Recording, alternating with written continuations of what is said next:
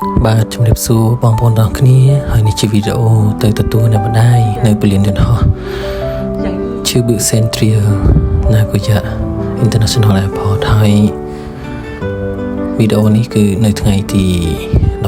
15ខែមីនាឆ្នាំ2026ហើយទៅរៀងល្ងាចដែរព្រោះគាត់ចុះមកយប់មកដល់ជប៉ុនហ្នឹងម៉ោង9យប់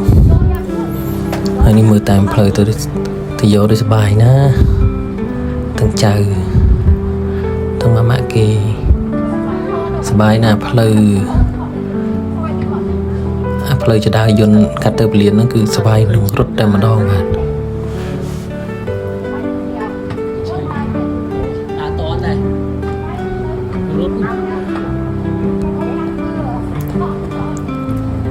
ហើយវីដេអូនេះគឺបានត្រឹមតែរូបថតទៅដល់កន្លែងមាត់ឆក់យកទេអត់បានថតពេលដែលម៉ាក់យាយគេចុះមកដល់ពលានបានជួបគ្នាទេដោយសារតែមានរឿងរ៉ាវជាច្រើននាំបានចេញពីខាងកុងស៊ុលតវ៉េសគេមកហើយវាជារឿងចម្លែកមួយដែលកើតឡើងចំពោះខាងអ្នកម្ដាយខ្ញុំតែជាទូទៅកម្រកើតមានតែគេថា10មាន1 100អ្នកមាន1ដែលយើងបានប្រើសេវា wheelchair ហើយ level care ប៉ុន្តែបែរជាត្រូវមានបញ្ហាមួយចំនួនកើតឡើងនៅពេលចេញពីច្រកអន្តរវេសនោះមកតែក៏បានដោះស្រាយចេញហើយខាងពលានយន្តហោះក៏គេបានត្រឹមតែចេញអ៊ីមែលមួយមកសុំទោសយើងតែប៉ុណ្ណឹងហើយគេនឹងថានឹងធ្វើការស្រាវជ្រាវ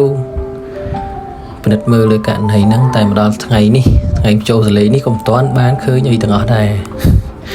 បាទហើយនេះជាថ្ងៃបន្ទាប់ពួកអីវ៉ាន់មកតាមក្រោយមនុស្សមកមុនអីវ៉ាន់មកតាមក្រោយថ្ងៃទី17ទៅបានទទួលអីវ៉ាន់ដោយសារតែមានបញ្ហានៅខាងមជ្ឈមបូព៌ាក៏អីវ៉ាន់ធ្វើមកយឺតទៅ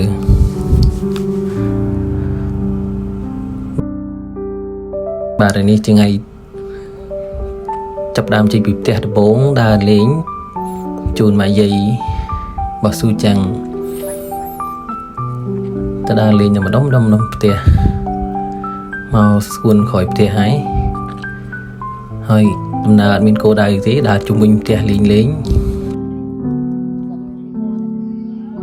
ហើយកាសធាតុឃើញបើកថ្ងៃអញ្ចឹងតែសម្រាប់គាត់គឺត្រជាក់ខ្លាំងណាស់ឃើញពាក់អាវក្រាស់ច្រើនណាស់ហើយគាត់ឆ្ងល់រឿងថាហេតុអីក៏យើងពាក់អាវតែប៉ុណ្នេះអត់អីទេទៅពេលគាត់ទៅពាក់អាវប៉ុណ្ណោះទៅពេលឲ្យគាត់សាក់ពាក់អាវធំប៉ុណ្ណឹងដែរទោះគាត់ចេញពីក្រៅទៅក្រៅផ្ទះត្រជាក់អត់គាត់ថាត្រជាក់អញ្ចឹងក៏សម្រាប់ពាក់អាវក្រាស់ទៅឃើញថ្ងៃដៅ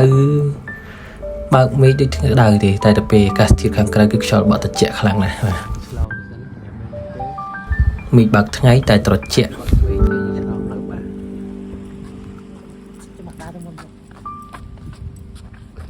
ចាប់1នាទីបាទហើយឃើញស្នាមញញឹមគាត់ធ្វើយើងសប្បាយចិត្តណាគាត់ឃើញទេសភាពថ្មីបរិយាកាសថ្មីឃើញម៉ូតផ្ទះប្លែកដើរតាមផ្លូវហើយសំខាន់ឃើញគាត់ដើរអញ្ចឹងតាមពិតឈឺជើងហើយនេះគឺទស្សនភាពមកកាន់វត្តមួយនៅក្បែរផ្ទះហើយក៏បាននាំគ្នាចូល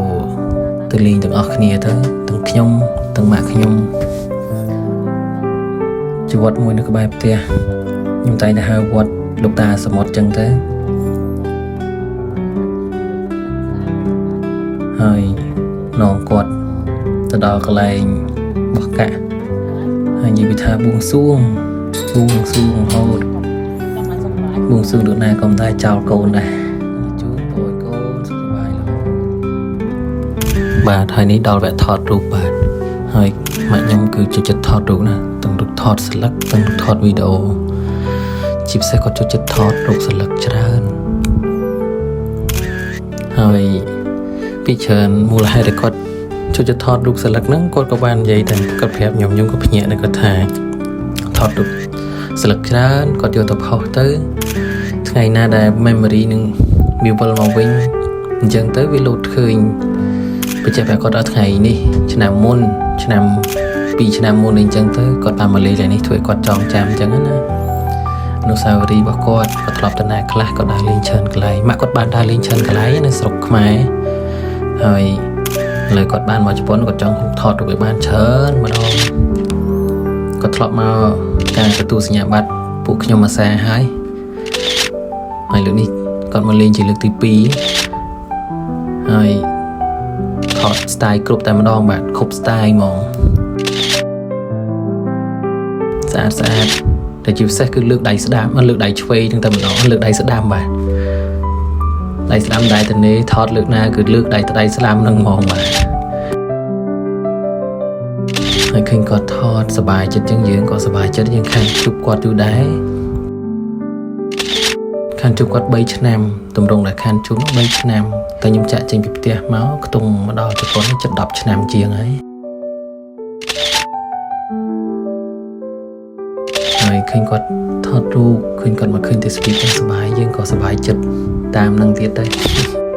បាទហើយម៉ូតចុងក្រោយកន្លែងកសក្រហមគឺស្អាតណាស់បាទជាយើងដូចនៅខ្ជិលតុអញ្ចឹង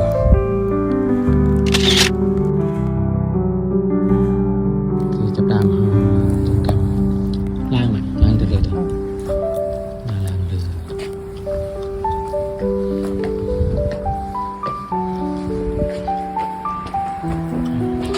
យ៉ងជ័យ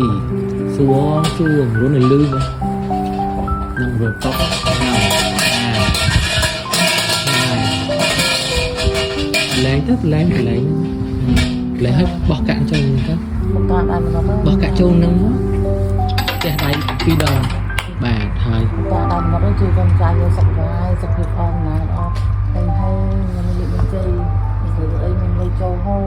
ចូលពឹងហើយសុខភាពយកការធ្វើណាតាហើយជួយឲ្យកូនហ្នឹងនៅជប៉ុនហ្នឹង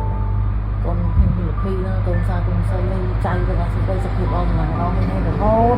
ពីមួយជីវិតចាហើយមានលុយជ័យតម្លៃធ្វើការតម្លៃណាគេមកស្លាញ់ជីវិតគ្រប់គ្នាហើយកូនធ្វើការបានលុយច្រើនហើយសូមសុខភាពពីទីឡែងអស់ហ្នឹងចា